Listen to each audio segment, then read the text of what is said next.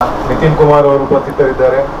ನಿಕಟಪೂರ್ವ ಅಧ್ಯಕ್ಷರಾದಂತಹ ಸುದರ್ಶನ್ ಮೂಡಬಿದ್ರಿ ಅವರು, ಜಿಲ್ಲಾ ಪ್ರಧಾನ ಕಾರ್ಯದರ್ಶಿಯಾದಂತಹ ಕಿಶೋರ್, ಅದೇ ರೀತಿ ಬಿಜೆಪಿ ಜಿಲ್ಲಾ ಖಜಾಂಚಿಯಾದಂತಹ ಸಂಜಯ್ ಪ್ರಭೋರಿ ಪತ್ರಿಕಾಗೋಷ್ಠಿಯಲ್ಲಿ ಉಪಸ್ಥಿತರಿದ್ದಾರೆ. ಈ ಪತ್ರಿಕಾಗೋಷ್ಠಿಗೆ ಆಗದ ಎಲ್ಲ ಪ್ರಮುಖರೇ, 18ನೇ ಲೋಕಸಭಾ ಚುನಾವಣೆಯ ಅಧಿಕೃತ ಘೋಷಣೆಯಾಗಿದೆ ಮತ್ತು ಅತ್ಯಂತ ಪ್ರಮುಖ ಕಾಲಘಟ್ಟದಲ್ಲಿ ಈ ಚುನಾವಣೆ ನಡೀತಾ ಇದೆ. 5 ವರ್ಷಕ್ಕೊಮ್ಮೆ ಚುನಾವಣೆ ನಡೀತಾ ಇದೆ, ಅದರಿಂದ ಅತ್ಯಂತ ಪ್ರಮುಖ ಕಾಲಘಟ್ಟ ಅಂತ ತಾವು ಕೇಳಬಹುದು. ಆದರೆ ಯಾವ ಬದಲಾವಣೆಯನ್ನ 2014ರಲ್ಲಿ ಮಾನ್ಯ ಪ್ರಧಾನಮಂತ್ರಿಗಳು ಅವರ ಸಾರ್ವಜನಿಕ ಸಭೆಗಳಲ್ಲಿ ನಮ್ಮ ಮುಂದೆ ಇಡ್ತಾ ಇದ್ರು, ಯಾವ ಬದಲಾವಣೆಯನ್ನು ಅಪೇಕ್ಷೆ ಪಟ್ಟು 31 ವರ್ಷಗಳ ನಂತರ ಮೊದಲನೇ ಬಾರಿಗೆ 2014ರಲ್ಲಿ ಒಂದು ರಾಷ್ಟ್ರೀಯ ಪಕ್ಷಕ್ಕೆ ಸರಳ ಬಹುಮತವನ್ನು ಕೊಟ್ಟರು. ಈ ಕಳೆದ 10 ವರ್ಷಗಳಲ್ಲಿ ಆ ಬದಲಾವಣೆಯನ್ನು ಸಾಕಾರಗೊಳಿಸುವ ನಿಟ್ಟಿನಲ್ಲಿ ಕೇಂದ್ರ ಸರ್ಕಾರ ಅದ್ಭುತವಾದ ಕೆಲಸಗಳನ್ನು ಮಾಡಿದೆ.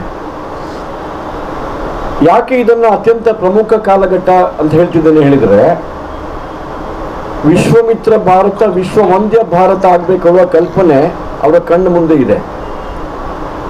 ನಾವೆಲ್ಲ ಬಹಳ ಕೇಳಿರುವಂಥ ಮಾನ್ಯ ಪ್ರಧಾನಮಂತ್ರಿಗಳಿಗೆ ಅತ್ಯಂತ ಪ್ರಿಯವಾದ ಒಂದು ಘೋಷಣೆ, ಸಬ್ಕಾ ಸಾಥ್ ಸಬ್ಕಾ ವಿಕಾಸ್ ಸಬ್ಕಾ ವಿಶ್ವಾಸ್ ಸಬ್ಕಾ ಪ್ರಯಾಸ್ ಅಂತ ಹೇಳುವಂಥದ್ದು.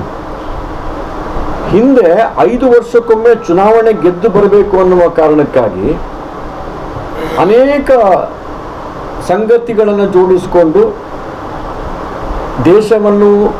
ದೇಶದ ಜನರ ಮನಸ್ಸನ್ನು ವಿಭಜನೆ ಮಾಡಿ ತುಷ್ಟೀಕರಣದ ನೀತಿಯನ್ನು ಅನುಸರಣೆ ಮಾಡಿಕೊಂಡು ಎಲ್ಲೋ ಮೂಗಿನ ತುದಿಗೆ ತುಪ್ಪ ಹಚ್ಚಿದ್ರೆ ತಿನ್ನಲಿಕ್ಕಾಗುವುದಿಲ್ಲ ಹೇಳುವ ಹಾಗೆ ಒಂದಷ್ಟು ಆಮಿಷಗಳನ್ನು ಒಡ್ಡಿ ಅಧಿಕಾರಕ್ಕೆ ಬರುವಂಥ ಹುನ್ನಾರ ನಡೀತಾ ಇತ್ತು. ಅದಕ್ಕೆ ಭಿನ್ನವಾಗಿ ಈ ರೀತಿಯ ವಿಭಜನೆಯ ರಾಜಕಾರಣ ಬೇಡ, ತುಷ್ಟೀಕರಣದ ರಾಜಕಾರಣ ಬೇಡ, ಎಲ್ಲರನ್ನೂ ವಿಶ್ವಾಸಕ್ಕೆ ತೆಗೆದುಕೊಂಡು ಅಭಿವೃದ್ಧಿ ಪೂರಕವಾದ ರಾಜಕಾರಣ ಮಾಡಬೇಕು. ಮತ್ತು ಕೇವಲ 5 ವರ್ಷದ ಯೋಜನೆ ಅಲ್ಲ, ಮುಂದಿನ 5 ವರ್ಷ 2047 ಆಗಬೇಕಾದ್ರೆ ಭಾರತ ಎಲ್ಲಿರಬೇಕು ಹೇಳುವ ರೀತಿಯಲ್ಲಿ ದೂರದೃಷ್ಟಿಯ ಮುಂದಾಲೋಚನೆಯ ಯೋಚನೆ ಮತ್ತು ಯೋಜನಾಬದ್ಧವಾದ ಕಾರ್ಯಕ್ರಮಗಳನ್ನು ಹಾಕಿಕೊಂಡಿರುವುದನ್ನು ನಾವು ಗಮನಿಸಿದ್ದೇವೆ. ನಾನು ಹೇಳಿದೆ, ವಿಶ್ವಮಿತ್ರ ಭಾರತ, ವಿಶ್ವವಂದ್ಯ ಭಾರತ ಆಗಬೇಕು ಅನ್ನುವ ಕಲ್ಪನೆ ಇದೆ ಅಂತ ಹೇಳಿ.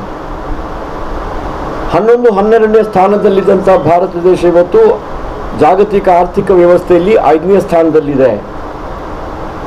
$5 ಟ್ರಿಲಿಯನ್ ಇಕಾನಮಿ, $10 ಟ್ರಿಲಿಯನ್ ಇಕಾನಮಿ, 3ನೇ ಸ್ಥಾನಕ್ಕೆ ಬರಬೇಕು.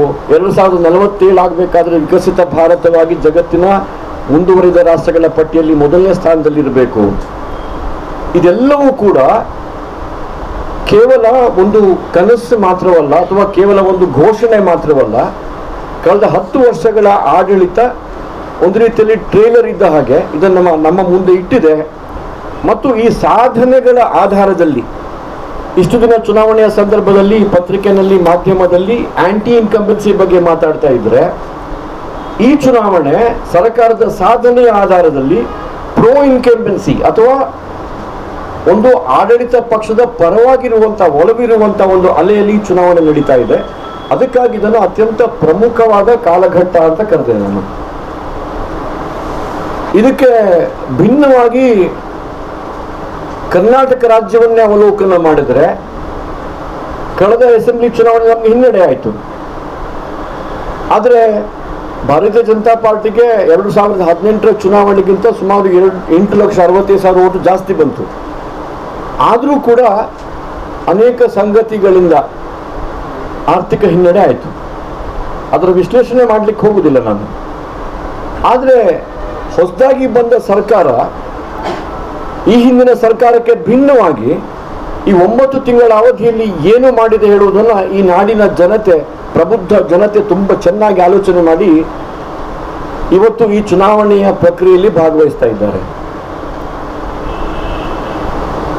ಪ್ರಜಾಪ್ರಭುತ್ವ ವ್ಯವಸ್ಥೆಯ ದೇಗುಲ ಅಂತ ಹೇಳುವಂಥ ವಿಧಾನಸೌಧದಲ್ಲಿ ರಾಜ್ಯಸಭಾ ಚುನಾವಣೆಯಲ್ಲಿ ಗೆದ್ದ ಸಂದರ್ಭದಲ್ಲಿ ಪಾಕಿಸ್ತಾನ್ ಜಿಂದಾಬಾದ್ ಘೋಷಣೆ ಆಗುತ್ತೆ.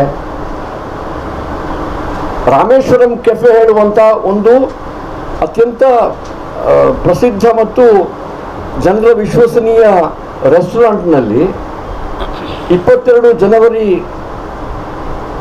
ರಾಮ ಜನ್ಮಭೂಮಿಯ ಉದ್ಘಾಟನಾ ಸಂದರ್ಭದಲ್ಲಿ ಅಲ್ಲಿ ಕೇಸರಿ ಧ್ವಜವನ್ನು ಹಾಕಿದ್ರು ಅನ್ನೋ ಒಂದೇ ಒಂದು ಕಾರಣಕ್ಕೆ ಬಾಂಬ್ ಸ್ಫೋಟ ಆಗತ್ತಲ್ಲಿ. ಒಬ್ಬ ತನ್ನ ಅಂಗಡಿಯಲ್ಲಿ ಹನುಮಾನ್ ಚಾಲೀಸವನ್ನು ಹಾಕಿದ್ದಾನೆ ಅನ್ನೋ ಒಂದೇ ಒಂದು ಕಾರಣಕ್ಕೆ ಒಂದಷ್ಟು ದುಷ್ಕರ್ಮಿಗಳು ಹಲ್ಲೆ ನಡೆಸುವಂತ ಪ್ರಕ್ರಿಯೆ ನಡೆಸ್ತಾರೆ. ಮತ್ತು ಇದನ್ನ ಬೆಂಬಲಿಸುವಂತ ಮಾನಸಿಕತೆ ಇರುವಂತ ರಾಜ್ಯ ಸರ್ಕಾರ. ಕುಕ್ಕರ್ ಬಾಂಬ್ ಸ್ಫೋಟ ನಮ್ಮ ಮಂಗಳೂರಲ್ಲಿ ಆಯಿತು. ಅವರು ಅಮಾಯಕರು, ಪೊಲೀಸ್ ಅಧಿಕಾರಿಗಳ ವರದಿಯ ವಿರುದ್ಧ ಅವರನ್ನು ಅಮಾಯಕರು ಅಂತ ಕರಿತೀವಿ. KG ಹಳ್ಳಿ, DG ಹಳ್ಳಿ, ಹುಬ್ಳಿಯಲ್ಲಿ ಗಲಾಟೆ ಆಗುತ್ತೆ, ಮಂಗಳೂರಿನಲ್ಲಿ ಪೊಲೀಸ್ ವಾಹನದ ಮೇಲೆ ಅಟ್ಯಾಕ್ ಆಗುತ್ತೆ, ಅವ್ರನ್ನ ಬ್ರದರ್ಸ್ ಅಂತ ಕರಿತೀವಿ ನಾವು. ಈ ವ್ಯತ್ಯಾಸವನ್ನ ಇವತ್ತು ಕರ್ನಾಟಕ ನಾಡಿನ ಜನತೆ ಅರ್ಥ ಮಾಡ್ಕೊಂಡಿದ್ದಾರೆ. ಇದನ್ನೇ ಹೇಳಿದ್ ನಾನು, ಒಂದು ಬದಲಾವಣೆಯ ರಾಜಕಾರಣ, ಸಬ್ಕಾ ಸಾಥ್ ಸಬ್ಕಾ ವಿಶ್ವಾಸ್ ಹೇಳುವುದನ್ನು ಅರ್ಥ ಮಾಡಿಕೊಳ್ಳದೆ ಒಡೆದಾಡುವ ನೀತಿಯನ್ನು ಪ್ರತಿಪಾದನೆ ಮಾಡುವಂತಹ ಸರ್ಕಾರ ಈ ಕರ್ನಾಟಕ ರಾಜ್ಯದಲ್ಲಿದೆ. ಕೊನೆಯ ಒಂದು ಭಾಗ ನಾನು ರಾಜಕಾರಣದ ಬಗ್ಗೆ ಹೇಳಬೇಕು ಅಂತಿದ್ರೆ, ರಾಜ್ಯ ಸರ್ಕಾರದ ಜವಾಬ್ದಾರಿ ರಾಜ್ಯದ ಆಡಳಿತ ನಡೆಸುವಂಥದ್ದು, ರಾಜ್ಯದ ಆರ್ಥಿಕ ವ್ಯವಹಾರ ನಡೆಸುವಂಥದ್ದು. ನಮ್ಮೆಲ್ಲ ದೋಷಪೂರಿತ ಘೋಷಣೆಗಳಿಗೆ ಬಜೆಟ್ನಲ್ಲಿ ಅನುದಾನ ಕೊಡಲಿಕ್ಕೆ ಅಸಾಧ್ಯ ಆಗಿರುವ ಹಿನ್ನೆಲೆಯಲ್ಲಿ ಜನರಿಗೆ ಮತ್ತೊಮ್ಮೆ ಮೂಗಿಗೆ ತುಪ್ಪ ಸವರುವಂಥ ಕೆಲಸವನ್ನು ಮಾಡಿ ಅಧಿಕಾರಕ್ಕೆ ಬಂದಂಥ ಪಕ್ಷ ತನ್ನ ಆರ್ಥಿಕ ವಿಫಲತೆಯನ್ನು ಮುಚ್ಚಿಡುವುದಕ್ಕಾಗಿ ನಿರಂತರ ಕೇಂದ್ರ ಸರ್ಕಾರವನ್ನು ದೂಷಣೆ ಮಾಡುವಂಥದ್ದು. 13, 14, 15 ಬಾರಿ ಬಜೆಟ್ ಕೊಟ್ಟಿದ್ದಾರೆ ಅಂತ ಹೇಳ್ತಾರೆ. 15, 16 ಅಂತ ಅಂದ್ಕೊಳ್ತೀನಿ ನಾನು. ಆರ್ಥಿಕ ತಜ್ಞ ಅಂತ ಕರೆಸ್ಕೊಳ್ತಾರೆ. ಸಾಮಾನ್ಯ ಆರ್ಥಿಕ ಜ್ಞಾನ ಇದೆ ಅಂತ ಅಂದುಕೊಳ್ತೀನಿ ನಾನು. ಮುಖ್ಯಮಂತ್ರಿಗಳಾದ ಮಾನ್ಯ ಸಿದ್ದರಾಮಯ್ಯನವರು ಎಂಥ ಸುಳ್ಳು ಹೇಳ್ತಾ ಇದ್ದಾರೆ ಅಂತ ಹೇಳಿದ್ರೆ ಅವ್ರಿಗೆ ಗೊತ್ತಿರಬೇಕು. Devolution of funds from the central government ನಿರಂತರವಾಗಿ ಕಳೆದ 45 ವರ್ಷಗಳಿಂದಲೂ ಕೂಡ ಫೈನಾನ್ಸ್ ಕಮಿಷನ್ನ ರೆಕಮೆಂಡೇಶನ್ ಆಧಾರದಲ್ಲೇ ಆಗುತ್ತೆ. ಯಾವ ರಾಜ್ಯಗಳಿಗೂ ಅನ್ಯಾಯ ಆಗಲಿಕ್ಕೆ ಸಾಧ್ಯ ಇಲ್ಲ. ಈಗಲೂ ಆಗಿರುವಂಥದ್ದು ಅದೇ. ಮತ್ತು ಅವರಿಗೆ ಸಮಸ್ಯೆ ಇದ್ರೆ ನೇರವಾಗಿ ಹೋಗಿ ಫೈನಾನ್ಸ್ ಕಮಿಷನ್ ಕುಳಿತುಕೊಂಡು ಚರ್ಚೆ ಮಾಡಬೇಕೇ ಹೊರತು ಬೀದಿ ಬದಿ ಚರ್ಚೆಗೆ ಅವಕಾಶ ಕೊಡುವಂಥದ್ದು, ಸುಳ್ಳು ಹೇಳುವಂಥದ್ದು, ಕೇಂದ್ರ ಸರ್ಕಾರದ ಮೇಲೆ ಗೂಬೆ ಕೂರಿಸುವಂಥದ್ದು ಒಬ್ಬ ಮುಖ್ಯಮಂತ್ರಿಗಾಗಿ ಅದು ಸಭ್ಯತೆ ಅಂತ ಅಂದ್ಕೊಳ್ಳೋದಿಲ್ಲ. ನಾನು ಇದನ್ನೆಲ್ಲ ಯಾಕೆ ಉಲ್ಲೇಖ ಮಾಡ್ತೀನಿ ಅಂತ ಹೇಳಿದ್ರೆ, ಈ ಚುನಾವಣೆಯ ಸಂದರ್ಭದಲ್ಲಿ ಒಬ್ಬ ಪ್ರಜ್ಞಾವಂತ ಮತದಾರನಾಗಿ, ಒಬ್ಬ ಜವಾಬ್ದಾರಿಯುತ ಮತದಾರನಾಗಿ ನಾನು ಈ ಚುನಾವಣೆಯಲ್ಲಿ ಮಾಡುವಂಥ ಮತ ಯಾವ ಆಡಳಿತವನ್ನು ನೀಡ್ತಾ ಇದೆ, ಯಾವ ದೇಶದಲ್ಲಿ ಮುಂದಿನ 25 ವರ್ಷಗಳಲ್ಲಿ ನಮ್ಮ ಮಕ್ಕಳಿಗೆ ಸುಭದ್ರವಾದ ಒಂದು ವ್ಯವಸ್ಥಿತವಾದ ಅವಕಾಶ ಲಭಿಸಲಿಕ್ಕೆ ಸಾಧ್ಯ ಇದೆ. ಇದು ನಮ್ಮ ಕಣ್ಣು ಮುಂದಿರುವಂತಹ ಸವಾಲುಗಳು.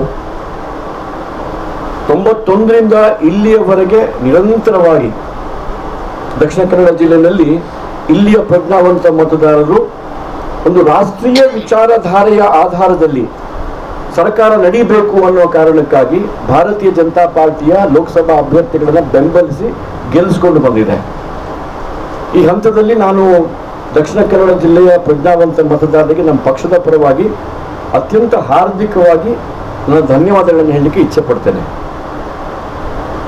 ನಾನೊಬ್ಬ ಮಾಜಿ ಸೈನಿಕ. ಬಹುಶಃ ಈ ಭಾಗದಲ್ಲಿ ಅಥವಾ ಕರ್ನಾಟಕದಲ್ಲಿ ಮೊದಲನೇ ಬಾರಿಗೆ ಒಬ್ಬ ಮಾಜಿ ಸೈನಿಕನಿಗೆ ಜನಪ್ರತಿನಿಧಿಯಾಗಿ ಕೆಲಸ ಮಾಡುವಂಥ ಅವಕಾಶವನ್ನ ನಮ್ಮ ಪಕ್ಷ ಕಲ್ಪಿಸಿಕೊಡ್ತು.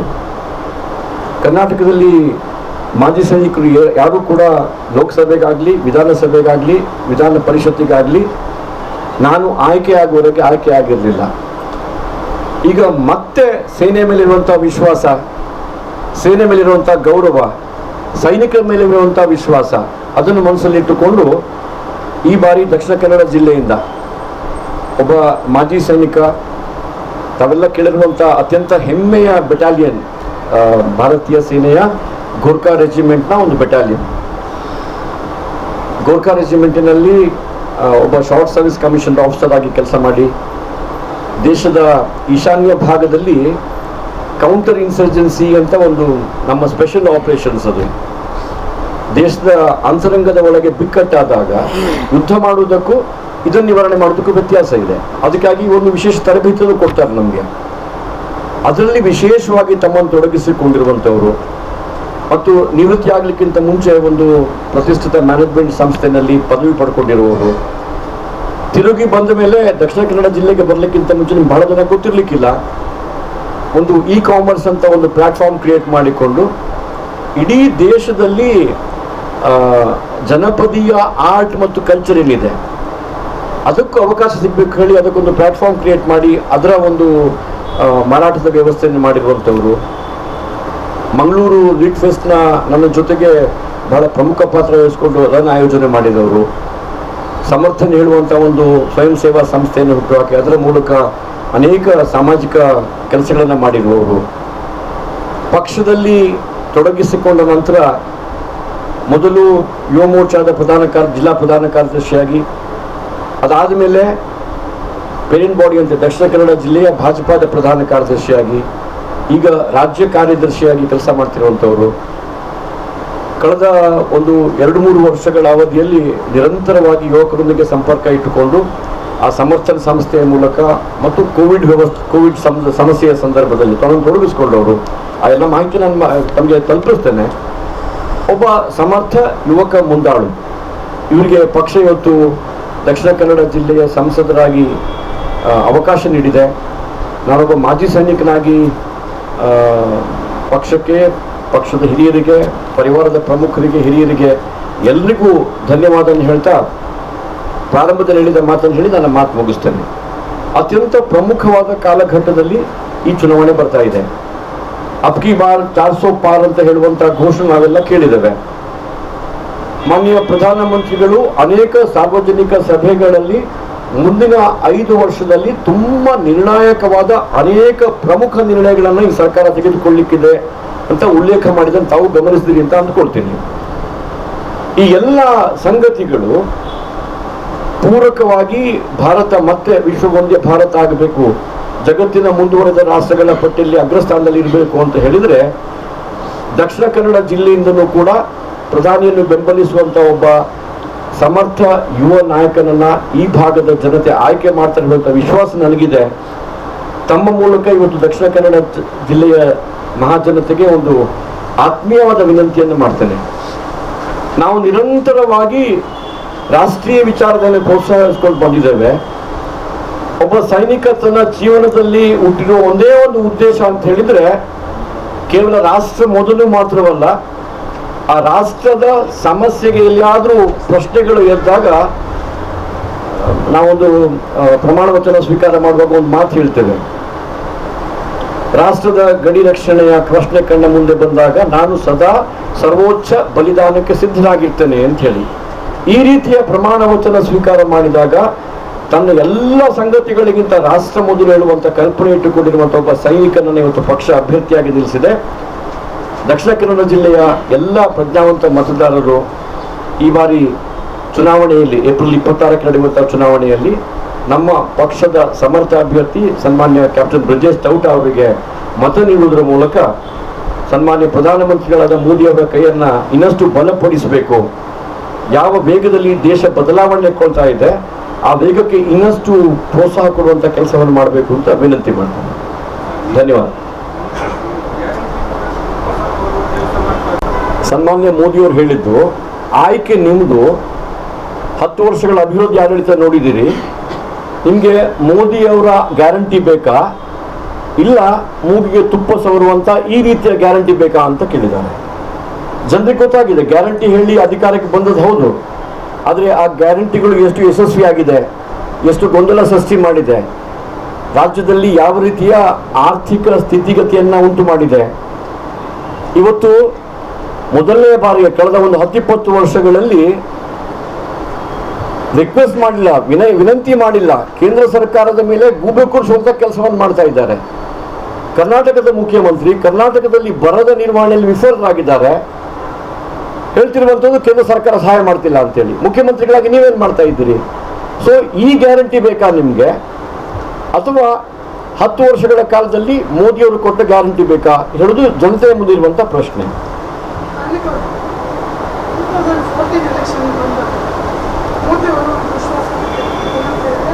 ವಿದೇಶದಲ್ಲಿರುವಂಥ ಕಪ್ಪು ಹಣ ಅದು ಒಂದು ರೀತಿಯ ಗ್ಯಾರಂಟಿ ಲೆಕ್ಕ.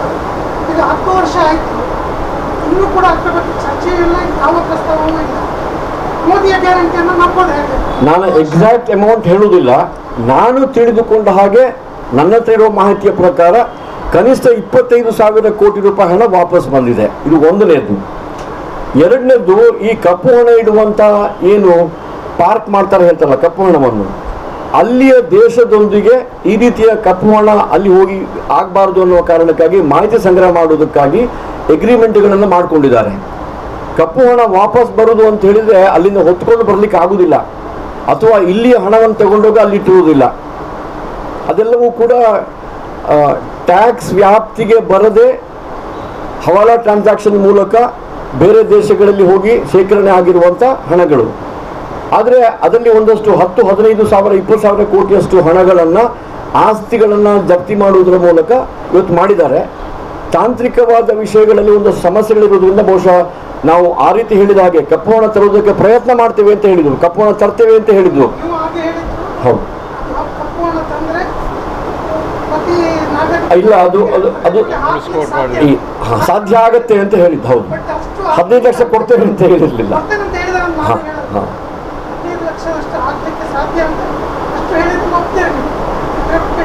ಎಸ್. ನಿಮ್ಮ 25,000 ಕೋಟಿ ಹೊಂದಿದೆ ನೀವು ಹೇಳ್ತಾ ಇದ್ದೀರಿ, ಅದು ಆ ಒಂದು ಬೃಹತ್ ಮೊತ್ತ ಏನು ನೀವು ಆಗ ಜನರಲ್ಲಿ ಬಿಂಬಿಸಿದ್ದೀರಿ, ಅದಕ್ಕೆ ತಾಳೆ ಆಗ್ತದೆ?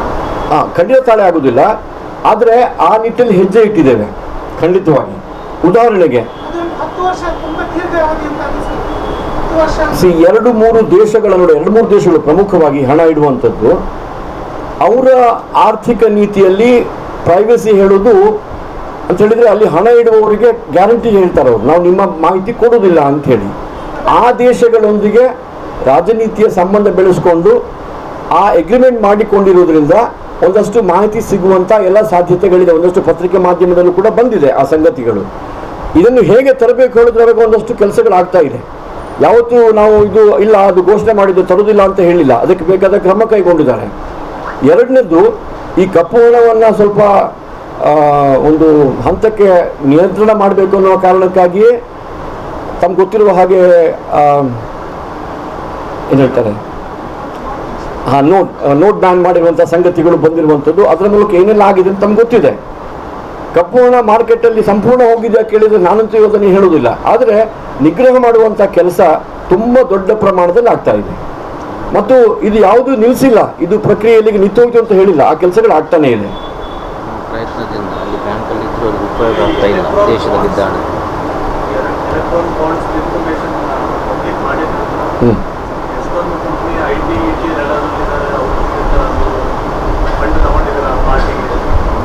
ರಾಘವ ಜೊತೆಗೆ ಈ ಚರ್ಚೆ ಆಗ್ತಾ ಇತ್ತು. ಈಗ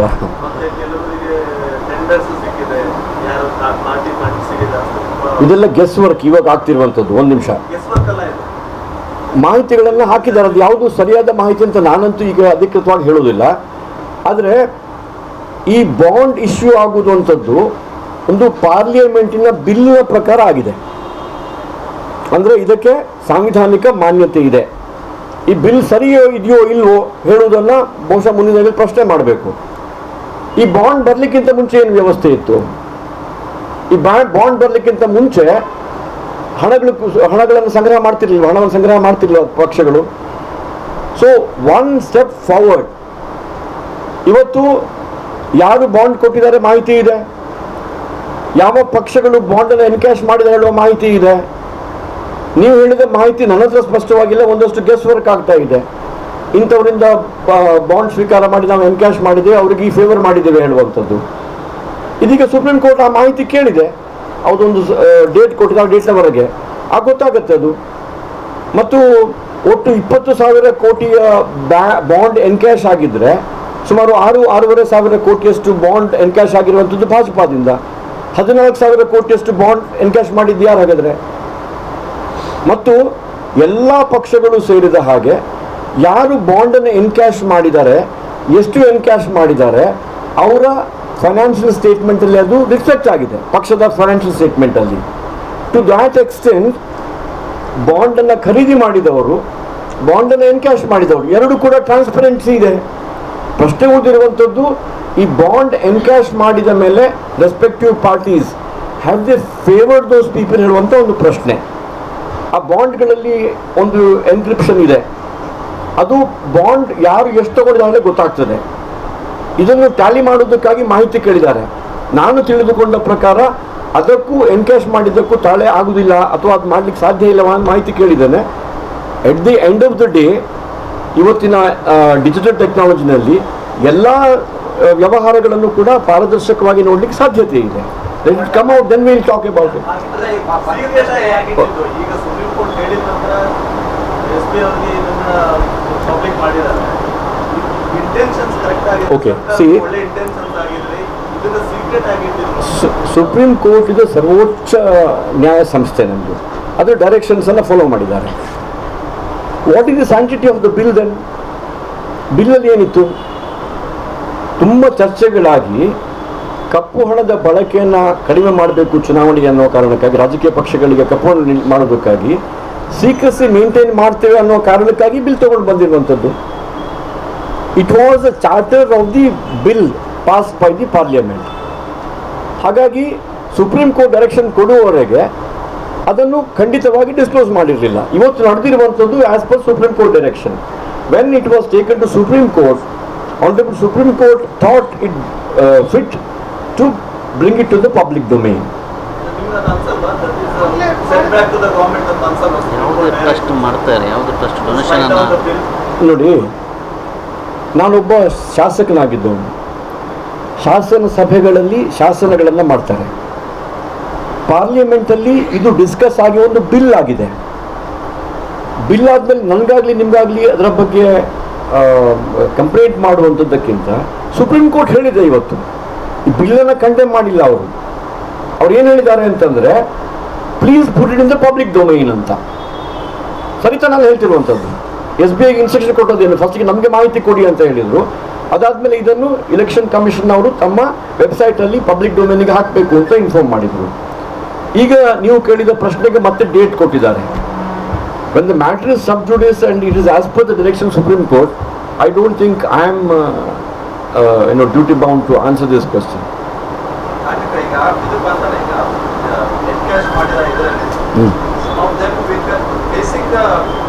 ಟಿವಿ ಡಿಬೇಟ್ಗಳಲ್ಲಿ ಬಂದ ಮಾಹಿತಿಯನ್ನು ಗಮನಿಸಿದ್ದೇನೆ ಮತ್ತು ಪತ್ರಿಕಾ ಮಾಧ್ಯಮಗಳಲ್ಲಿ ವರದಿಯಾದನ್ನು ಗಮನಿಸಿದ್ದೇನೆ. ಇಲ್ಲಿಯವರೆಗೆ ಆ ಎಕ್ಸಾಕ್ಟ್ ಇದು ಇನ್ನೂ ಎಸ್ಟಾಬ್ಲಿಷ್ ಆಗಲಿಲ್ಲ, ಅದು ಇನ್ನೂ ಕೂಡ ಎಸ್ಟಾಬ್ಲಿಷ್ ಆಗಿಲ್ಲ. ಆ future gaming was the company which give the highest, ಹೌದು ಅಲ್ವಾ? ಫ್ಯೂಚರ್ ಗೇಮಿಂಗ್ ಇದು. ಮತ್ತು ಅನೇಕ ಸಂದರ್ಭಗಳಲ್ಲಿ ನಾನು ಡಿಬೇಟಲ್ಲಿ ಕೇಳಿದ ಹಾಗೆ ಅವರು ಏನು ಬಾಂಡ್ ಖರೀದಿ ಮಾಡಿ ಆ ಬಾಂಡ್ ಯಾವುದೋ ಪಕ್ಷ ಎನ್ಕ್ಯಾಶ್ ಮಾಡಿದ ಮೇಲೆ ಅವರ ಮೇಲೆ ಇಡಿ ನಡೆದಿದೆ ಅಂತೇಳಿ, ಅವರು ಇಡಿ ಮಾಡಿದ್ದಕ್ಕೆ ಫೋರ್ಸ್ ಮಾಡಿ ಅದಕ್ಕೆ ಪರಿಹಾರ ಕೊಡಲಿಕ್ಕೆ ಆಮೇಲೆ ಬಾಂಡ್ ಖರೀದಿ ಮಾಡಿದ್ದಲ್ಲ. ಫಸ್ಟಿಗೆ ಬಾಂಡ್ ಖರೀದಿ ಮಾಡಿದ್ರು, ಸಬ್ಸಿಕ್ವೆಂಟ್ಲಿ ಇಡಿ ರೇಡ್ ಆಗಿದೆ ಅಂತ ಹೇಳಿಕೊಂಡು.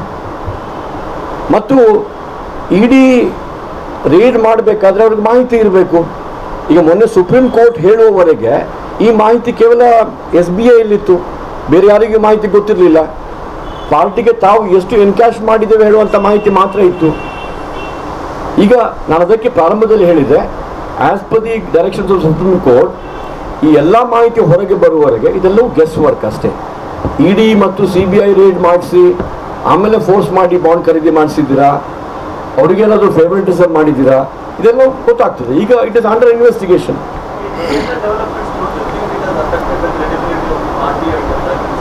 I don't think, because there was a sincere attempt made by this government to bring in some amount of transparency into election funding. When there was no system at all, there is a system today. I think the intelligent people of this country will believe a step forward. Possibly there are some requirements of getting into or relook into this entire bill and bring in amendments to that. That is how I look at it. ಯಾಕೆಂದರೆ ಇದು ದುಡ್ಡು ಬಾಂಡೆಲ್ಲ ಆಗಿರೋದು ಕೇವಲ ಒಂದು ಪಕ್ಷದಲ್ಲಿ ಮಾತ್ರವಲ್ಲ, ಎಲ್ಲ ಪಕ್ಷದಲ್ಲೂ ಆಗಿದೆ. ನಾನು ಹೇಳ್ತೀನಿ 6,500 14,000 ಕೋಟಿ ರೂಪಾಯಿ. That's what how I look at it. ಖಂಡಿತ ಇದು ಇಲ್ಲಿ ಒಬ್ಬ ಮಾಜಿ ಸೈನಿಕರಿಗೆ ಟಿಕೆಟ್ ಕೊಟ್ಟ ಬಗ್ಗೆ ಸ್ವಾಗತ ಮಾಡಿದೆ. ಇನ್ನೊಂದು ಚರ್ಚೆ ಏನಾಗ್ತದೆ ಅಂದರೆ ಪುಲ್ವಾಮಾ ಘಟನೆ 2019 ಆಗಿದೆ. 44 ಜನ ಸೈನಿಕರು ಸತ್ತಿದ್ದಾರೆ. ಅವರಿಗೆ ನ್ಯಾಯ ಸಿಕ್ಕಿಲ್ಲ ಅನ್ನೋದು ಹೊರಗಿದೆ. ಅದು ಯಾಕೆ ತನಿಖೆ ಆಗಿ ಇದರ ಸಂಪೂರ್ಣ ಮಾಹಿತಿಯನ್ನು ಹೊರಗೆ ತರಲಿಕ್ಕೆ ಕೇಂದ್ರ ಸರ್ಕಾರಕ್ಕೆ ಸಾಧ್ಯ ಆಗಿಲ್ಲ? No, I really don't understand because Pulwama ಘಟನೆಗೆ ಏನು ಕಾರಣ ಎಲ್ಲರಿಗೂ ಗೊತ್ತಿದೆ. ಯಾವ ರೀತಿಯಲ್ಲಿ ಕೆಲವು ಪ್ರಮುಖ ಪಕ್ಷದ ನಾಯಕರು ಆ ಭಾಗದಲ್ಲಿ ಒಂದು ಕಾನ್ವಾಯ್ ಹೋಗಬೇಕಾದ್ರೆ ಏನು ನಾರ್ಮಲ್ ಪ್ರೋಟೋಕಾಲ್ ಮೇಂಟೈನ್ ಮಾಡ್ತಾ ಇದ್ರು, ಅದನ್ನು ಡೈಲ್ಯೂಟ್ ಮಾಡಿದ್ರು ಹೇಳೋದು ಕೂಡ ಬಂದಿದೆ. ತನಿಖೆಗಳು ಸಾರ್ವಜನಿಕವಾಗಿ ಆಗುವುದಿಲ್ಲ. ಆರ್ಮ್ ಫೋರ್ಸಸ್ಸಲ್ಲಿ ಮತ್ತು ಪ್ಯಾರಾಮಿಲಿಟರಿ ಫೋರ್ಸಲ್ಲಿ ಯಾವುದೇ ಒಂದು ಸಣ್ಣ ಇನ್ಸಿಡೆಂಟ್ ಆದರೂ ಕೂಡ ತನಿಖೆ ಆಗೇ ಆಗುತ್ತೆ. ಆ ತನಿಖೆ ಆಗಿದೆ ಮತ್ತು ಅದರ ಅಗಾಧತೆಯನ್ನು ನೋಡಿಕೊಂಡು ಬಹುಶಃ ಈ ದೇಶದ ಸರ್ಕಾರ ಅತ್ಯಂತ ಕಠೋರವಾದ ನಿರ್ಣಯ ಅಂತ ಹೇಳಿದರೆ, ಸ್ವತಂತ್ರ ಭಾರತದ ಇತಿಹಾಸದಲ್ಲಿ ನಾನು ಸೈನಿಕನಾಗಿ ಹೇಳ್ತೇನೆ, ಈ ರೀತಿಯ ನಿರ್ಣಯ ಯಾವುದೂ ತಗೊಂಡಿರಲಿಲ್ಲ. ಈವನ್ ಕಾರ್ಗಿಲ್, ನಾನು ಯುದ್ಧ ಅಂತ ಹೇಳೋದಿಲ್ಲ, ಯಾಕಂದ್ರೆ ನಾವು ಅದನ್ನು ಒಂದು ಘಟನೆ ಅಂತ ಹೇಳ್ತೀವಿ. ಒಂದು ಸ್ಮಾಲ್ ಏರಿಯಾದ ಒಂದು ಆಪರೇಷನ್, ಅದು ಎರಡು ದೇಶಗಳ ಯುದ್ಧ ಆಗಿರಲಿಲ್ಲ. ಕಾರ್ಗಿಲ್ ಘಟನೆಯ ಸಂದರ್ಭದಲ್ಲಿಯೂ ಕೂಡ ಗಡಿಯನ್ನು ದಾಟಲಿಕ್ಕೆ ಅನುಮತಿ ಕೊಟ್ಟಿರಲಿಲ್ಲ. ಸುಮಾರು 527 ಸೈನಿಕರ ಸಾವಾಗಿತ್ತು ಆವಾಗ. ಆದರೂ ಕೂಡ ಸರ್ಕಾರ ಎಚ್ಚರಿಕೆ ನೀಡಿದ್ದು ಯಾವುದೇ ಕಾರಣಕ್ಕೆ ನೀವು ಗಡಿಯನ್ನು ದಾಟಿ ಅಟ್ಯಾಕ್ ಮಾಡಬಾರ್ದು ಅಂತೇಳಿ. ನಮ್ಮ ಇಂಚು ಭೂಮಿಯನ್ನು ವಾಪಸ್ ಪಡ್ಕೊಳ್ಬೇಕು, ಗಡಿ ದಾಟಬೇಡಿ ಅಂತ ಹೇಳಿದ್ರು. But this government took A very bold decision, twice, not once. So ತನಿಖೆ ಆಗಿಲ್ಲ, ವರದಿ ಬಂದಿಲ್ಲ ಹೇಳುವುದೆಲ್ಲ ನಾನು ಒಪ್ಪುದಿಲ್ಲ. ತನಿಖೆಗಳಾಗಿದೆ. ಸೈನ್ಯದ ಈ ರೀತಿಯ ತನಿಖೆಗಳನ್ನು ಇಲ್ಲಿಯವರೆಗೆ ಪಬ್ಲಿಕ್ ಮಾಡುವುದಿಲ್ಲ, ಬೇರೆ ಬೇರೆ ಕಾರಣಕ್ಕಾಗಿ. ಈಗ ಒಂದು ಪಾರ್ಟಿಯಲ್ಲೇ ಈಗ ಟಿಕೆಟ್ ಹಂಚಿಕೆ ಆದಮೇಲೆ ಒಂದು ಸೀನಿಯರ್ ಲೀಡರ್ಸ್ ಇಲ್ಲಿಯವರೇ ಈಗ ನಿಮ್ಮ ಪಾರ್ಟಿ ಹೈಕಮಾಂಡ್ ಡಿಸಿಷನ್ಸ್ಗೆ ಕ್ವಶನ್ಸ್ ಒಂದು ಪಕ್ಷ ಯಾವುದು ಸಿಟ್ಟಿಂಗ್ MLA, ಸಿಟ್ಟಿಂಗ್ MLC ಅಥವಾ ಸಿಟ್ಟಿಂಗ್ MP ಅವರಿಗೆ ಅವಕಾಶ ಕೊಡದಿದ್ದಾಗ ಮತ್ತೆ ಸ್ಪರ್ಧೆ ಮಾಡಲಿಕ್ಕೆ ಸಹಜವಾಗಿ ಒಂದಷ್ಟು ನೋವು, ಒಂದಷ್ಟು ಅತೃಪ್ತಿ ಇದ್ದೇ ಇರುತ್ತೆ. ಮತ್ತು ಈಗ ನಾವು ಅಥವಾ ನೀವು ಹೇಳಿರುವಂಥ ಎಲ್ಲ ರಿಯಾಕ್ಷನ್ಸು ವಾಸ್ತವ.